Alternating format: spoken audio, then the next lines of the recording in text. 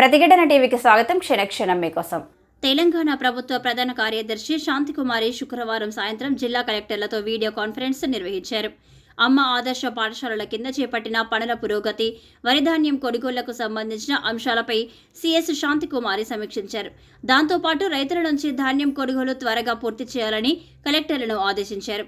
అమ్మ ఆదర్శ పాఠశాల కార్యక్రమం పనులు వేగవంతం చేసి పూర్తి చేస్తున్నందుకు జిల్లా కలెక్టర్లను సీఎస్ శాంతికుమారి అభినందించారు.